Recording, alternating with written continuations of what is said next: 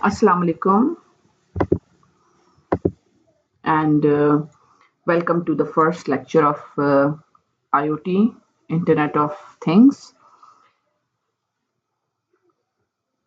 In this lecture, we are going to explore Internet of Things, one of the most, you can say, transformative technologies shaping our whole world. By the end of this lecture, you will understand where IoT came from, how the devices in it work, how they read data from sensors, how they send commands to actuators, and I hope you guys know about sensors and actuators at this stage, and how they communicate with cloud services over the internet using HTTP protocol.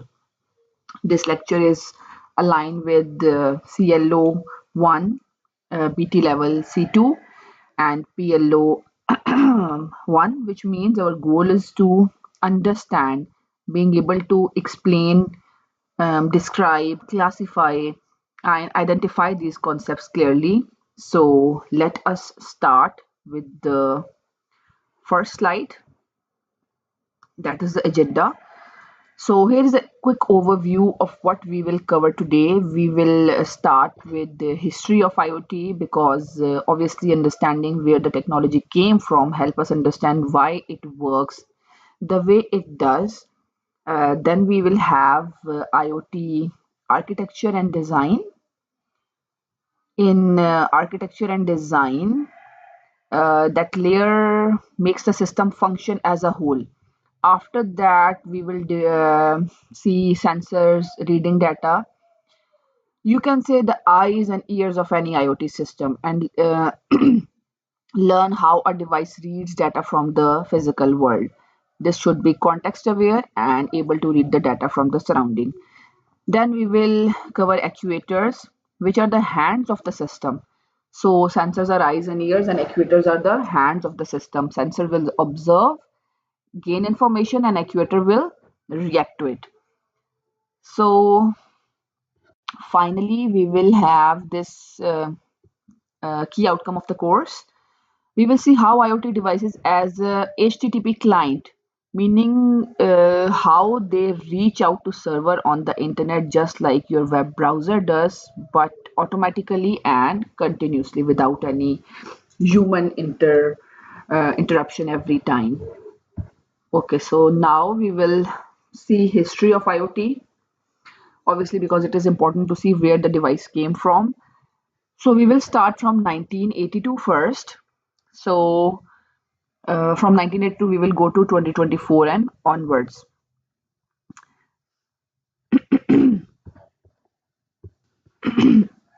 So let's start from the first IoT device in 1982. So students from the Mellon University discovered that, actually invented that, this machine could only report how many drinks were available, like monitor the inventory and also tell whether they were cold or not. This was purely practical. Students did not want to walk across campus to find an empty or warm machine, so they invented this. Moving to 1990, the internet toaster. So what happened here was, in 1990 there was an engineer, John Romkey. He demonstrated a toaster connected to the internet at an industry conference called Interop. He could remotely turn it on over a network connection. He could not control the darkness setting. Like you have to put the bread manually inside the toaster, of course, but it could be switched on using internet remotely. So initially the audience laughed at him, but this demonstration also proved a critical point that any device with the options of turn on and turn off could be done remotely. We call it, in today's world we call it smart toaster, but at that time people laughed at him. But see the difference now. That insight was more important than the toaster itself, that you can turn it on and off. Any device you can turn on and off using internet. No need to do that manually by pressing the button on and off. Now moving to 1999. Okay, so that is the most interesting part because IoT came from this. uh, part of the history, 1999. So the phrase Internet of Things was first discovered by this scientist, Kevin uh, Ashton or Aston, I don't know. He was a British technologist working at MIT Auto ID Center. He used the term in a presentation about using RFID tags to track products in their supply chain.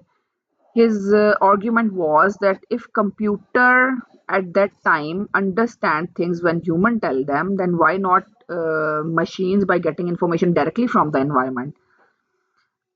Machine could sense the physical world directly through sensors, cameras, tags. They gather the information without any human involvement. He said that if computer knew everything about things in the world without any human involvement and enter the without us having to enter data manually, without humans to enter data manually in the computer, they can process information once we give them the instruction. So we could track the and manage everything far more efficiently. That vision is what drives every smart device you interact with today's world. Then there is a huge gap, and then we move directly to 2008. More connected devices than people in the world. So by 2008, a remarkable milestone was crossed. The number of devices connected to the internet exceeded the number total population of human. So this was the moment when IoT stopped being a research curiosity and become a global infrastructure, not just a curiosity or luxury. It becomes mandatory. Think about what was driving this smartphones, GPS units in your car, network printers, industrial sensors, ATM machines, all connected silently in the background. Then there's a huge gap and we will move to 2020, 50 billion devices. By 2020, estimates put the number of connected IoT devices at over 50 billion. For context, this is roughly 6 connected devices for every person on Earth. Because I guess the population of Earth is 8 billion and this is 50 billion. These included everything from industrial machinery and city traffic sensors to smartwatches and connected light bulbs. Okay, so now moving to 2024 and beyond, and it is also referred as AIoT, artificial intelligence plus Internet of Things. Today we are entering the era of AIoT, artificial intelligence of things. IoT devices are no longer just collecting and transmitting data, they are running machine learning models at the edge, meaning on the devices itself. To make decision locally without needing to send data to a cloud server, a smart security camera that detect intruders locally without uploading your footage is a perfect example of this. So you can explore this 2024 AIoT further. I will give you an assignment for your attendance in a way that you have to find all AIoT devices, not all, but at least 5 to 6 AIoT devices, write about them, their functionalities and everything, and you have to share that with me. I will open the portal on CMS and you have to share that assignment with me, and only attendance of those students will be marked who share this assignment. I will not mark all present. You have to share the assignment for your attendance, and if you listen to this lecture you will only get to know about this situation. Okay, now we will have IoT architecture. I will start this IoT architecture in the next part. I will make 10-minute videos of each part. So we will start IoT lecture in the next part of this lecture.